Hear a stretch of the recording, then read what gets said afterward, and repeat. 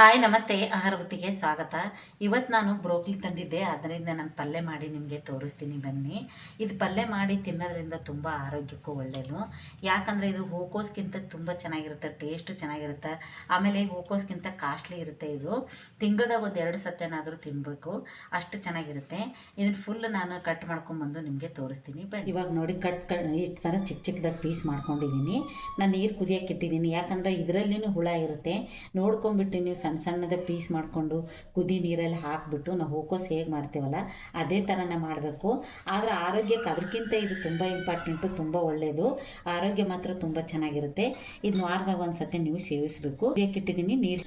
ಇವಾಗ ನೀರು ಕುದೀತಾ ಐತಿ, ನಾನು ನೀರಿಗೆ ಹಾಕ್ತಾಯಿದ್ದೀನಿ. ಹಾಕಿಬಿಟ್ಟು ಒಂದು 2 ನಿಮಿಷ ಇದನ್ನು ನೀರಲ್ಲೇ ಬಿಡಬೇಕು. ಇದರಲ್ಲಿ ಹುಳ ಇರ್ತಾವಂತೆ. ಈ ಥರ ನಾವು ಬಿಸಿ ನೀರಲ್ಲಿ ಹಾಕಿಬಿಟ್ಟು ಚೆನ್ನಾಗಿ ಒಂದು 2 ನಿಮಿಷ ಇದು ಒಂದೇ ಒಂದು ಕುದಿ ಬಂದಿಂದ ನಾವು ತೆಗೆದುಬಿಟ್ಟು ಪಲ್ಯ ಒಗ್ಗರಣೆ ಹಾಕೋಣ. ಇವಾಗ ನಾವು ಇದನ್ನು ನೀರೆಲ್ಲ ಚೆನ್ನಾಗಿ ಬಸಿದ್ಬಿಟ್ಟು ಇದಕ್ಕೆ ನಾವು ಒಗ್ಗರಣೆ ಹಾಕಬೇಕು. ಯಾಕಂದರೆ ಹುಳ ಇರುತ್ತಂತ ನಾವು 2 ಸತಿ ವಾಶ್ ಮಾಡೋದ್ರಿಂದ ತುಂಬ ಚೆನ್ನಾಗಿರುತ್ತೆ. ಯಾಕಂದ್ರೆ ಕಣ್ಣಿಗೆ ಕಂಡ್ರೆ ನಾವು ತಿನ್ನೋಕ್ಕಾಗಲ್ಲ. ಅದಕ್ಕೆ 2 ಸತಿ ಬಿಸಿ ನೀರಲ್ಲಿ ಒಂದು ಸತಿ, ತಣ್ಣೀರಲ್ಲಿ ಒಂದು ಸತಿ ನೀಟಾಗಿ ತೊಳೆದ್ಬಿಟ್ಟು ಪಲ್ಯ ಮಾಡಿದ್ರೆ ಮಾತ್ರ ಸೂಪರಾಗಿರುತ್ತೆ. ಇವಾಗ ಇದನ್ನು ನಾನು ನೀರು ಬಸ್ಕೊಂಡು ಪಲ್ಯ ಒಗ್ಗರಣೆ ಹಾಕ್ತೀನಿ ಬನ್ನಿ.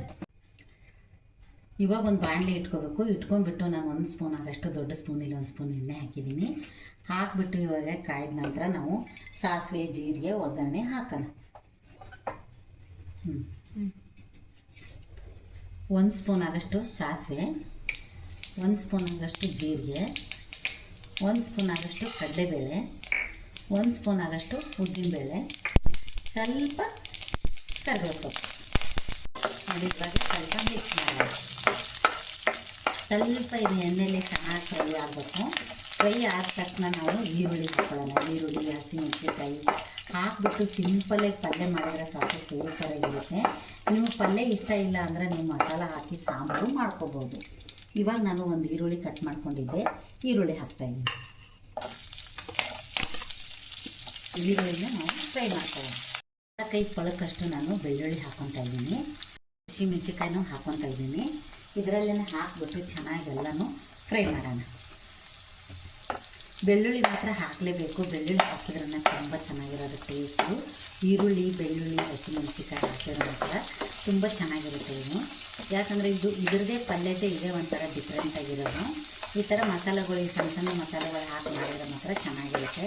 ಕಾಯಿಗೆ ಹಾಕೋದಿದ್ರೆ ನೀವು ಶುಂಠಿ, ಬೆಳ್ಳುಳ್ಳಿ, ಕಾಯಿ ಎಲ್ಲ ಹಾಕಿ ಮಾಡಿದ್ರೆ ನೀವು ಸಾಂಬಾರು ಮಾಡ್ಕೋಬೋದು. ಇದು ಬರೀ ಪಲ್ಯ ಮಾಡೋಕ್ಕೆ ಇಷ್ಟಿದ್ರೆ ಸಾಕು. ಇವಾಗ ಸ್ವಲ್ಪ ಇದೆಲ್ಲನೂ ಫ್ರೈ ಆಗಲಿ ನೋಡಿ, ಚೆನ್ನಾಗಿ ಫ್ರೈ ಆಗಿದೆ. ಇವಾಗ ನಾನು ಒಂದು ಟೊಮೊಟೊ ಹಾಕ್ತಾಯಿದ್ದೀನಿ. ಟೊಮೊಟೊ ಹಾಕಿಬಿಟ್ಟು ಇದನ್ನು ಸ್ವಲ್ಪ ಚೆನ್ನಾಗಿ ಫ್ರೈ ಮಾಡ್ಕೊಳ್ಳಿ. ಮಸಾಲೆ ಎಲ್ಲ ತುಂಬ ಚೆನ್ನಾಗಿ ಫ್ರೈ ಆಗಿದೆ. ಇವಾಗ ನಾನು ಇದನ್ನು ಹಾಕ್ತಾಯಿದ್ದೀನಿ. ಇವಾಗ ಇದಕ್ಕೆ ನಾನು 1 ಸ್ಪೂನ್ ಆಗುತ್ತೆ ಧನಿಯಾ ಪೌಡ್ರ್ ಹಾಕ್ತಾಯಿದ್ದೀನಿ. ಸ್ಪೂನ್ ಆದಷ್ಟು ಧನಿಯಾ ಪೌಡ್ರು. ನಮ್ಮ ಉತ್ತರ ಕರ್ನಾಟಕ ಕಡೆ ಖಾರ ಇದು ಮಸಾಲ ಪೌಡ್ರ್ ಅಂತ. ಈ ಮಸಾಲ ಪೌಡ್ರ್ ಹಾಕಿದರೆ ಮಾತ್ರ ತುಂಬ ಚೆನ್ನಾಗಿರುತ್ತೆ, ಟೇಸ್ಟ್ ಮಾತ್ರ ಸಖತ್ತಾಗಿರುತ್ತೆ. ಇದನ್ನು ಹಾಕಿಬಿಟ್ಟು ಮಾಡ್ಬೋದು. ಇವಾಗ ಖಾರ ಪುಡಿ ಸಿಕ್ಕಿಲ್ಲ ಅಂದರೆ ನೀವು ಮನೆಗಿರೋ ಸಾಂಬಾರು ಪೌಡ್ರ್ ನೀವು ಹಾಕ್ಕೋಬೋದು. ಇವಾಗ ನಾವು ರುಚಿಗೆ ತಕ್ಕಷ್ಟು ಉಪ್ಪು ಹಾಕೋಣ. ನೋಡಿ, ರುಚಿಗೆ ತಕ್ಕಷ್ಟು ಉಪ್ಪು ಹಾಕೋಣ. ಉಪ್ಪು ಹಾಕಿಬಿಟ್ಟು ಸ್ವಲ್ಪ ಮಿಕ್ಸ್ ಮಾಡಿಬಿಟ್ಟು ಸ್ವಲ್ಪ ನೀರು ಹಾಕೊಳ್ಳೋಣ. ಜಾಸ್ತಿ ನುಣ್ಣಗಾಗೋದ್ರಿಂದ ಬೇಯಿಸಬಾರ್ದು. ಅರ್ಧ ಬಾಯ್ಲ್ ಮಾಡ್ಕೊಂಡು ತಿಂದರೆ ಮಾತ್ರ ಸೂಪರಾಗಿರುತ್ತೆ, ತುಂಬ ಚೆನ್ನಾಗಿರುತ್ತೆ.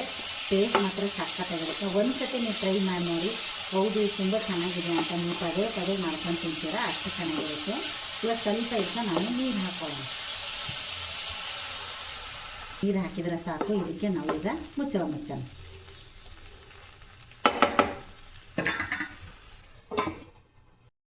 ಇವಾಗ ಮುಚ್ಚಳ ತೆಗಿಯೋಣ.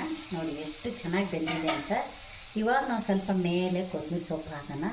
ಹಾಕಿಬಿಟ್ಟು ನಾವು ಇವಾಗ ಚಪಾತಿ ಆಗಿರ್ಬೋದು, ರೋಟಿ ಆಗಿರ್ಬೋದು, ಅನ್ನದ ಜೊತೆಗಾದರೂ ನಂಚ್ಕೊಳ್ಳೋಕ್ಕೆ ಮಾತ್ರ ಸೂಪರಾಗಿರುತ್ತೆ. ನೋಡಿ ಎಷ್ಟು ಚೆನ್ನಾಗಿದೆ ಅಂತ ಪಲ್ಯ, ನೀವೇ ನೋಡ್ಬೋದು. ನೋಡಿ, ಈ ಥರ ಬ್ರೋಕ್ಲಿದು ಪಲ್ಯ ಮಾಡಿರೋದು ನಿಮ್ಗೆ ಇಷ್ಟ ಆದಲ್ಲಿ ಲೈಕ್ ಮಾಡಿ, ಶೇರ್ ಮಾಡಿ, ಸಬ್ಸ್ಕ್ರೈಬ್ ಮಾಡಿ. ನಮಸ್ತೆ.